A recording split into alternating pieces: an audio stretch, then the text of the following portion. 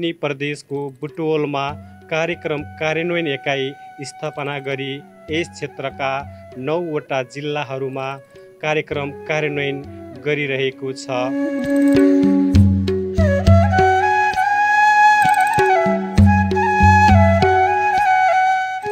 एकाइले वातावरणीय प्रणाली अनुकूल हुने गरी चुरे फाबर क्षेत्रका प्राकृतिक स्रोतको दिगो व्यवस्थापन गर्ने, पर्यावरणको संरक्षण, पुनर्स्थापना एवं दिगो उपयोगको प्रवर्धन गर्ने र जल आधारको दिगो व्यवस्थापन तथा जल उत्पन्न प्रकोपबाट हुन सक्ने क्षति न्यूनीकरण गर्ने जस्ता कार्यक्रमहरू सञ्चालन गरिरहेको छ।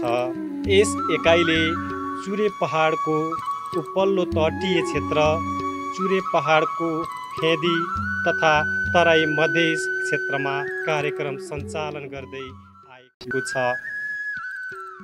अब यसको संरक्षणको सिलसिलामा विगत लामो समयदेखि धेरै किसिमका प्रयासहरू भएका छन् र अहिले यो पछिल्लो प्रयास भन्दाखेरि राष्ट्रपति चुरे तराई मधेस संरक्षण विकास समिति काठमाडौँमा केन्द्रीय कार्यालयको रूपमा स्थापना भएर यसका कार्यक्रमहरूलाई एकीकृत रूपमा र त्यसपछि प्रभावकारी रूपमा सञ्चालन गर्नको लागि फिल्डमा 5 वटा कार्यालयहरू स्थापना भएका छन्। त्यसै अन्तर्गत बुटवलमा पनि कार्यक्रम कार्यान्वयन इकाइ 2076 सालमा स्थापना भएर यसले चाहिँ आफ्ना कार्यक्रमहरू अगाडि बढाइरहेको अवस्था छ।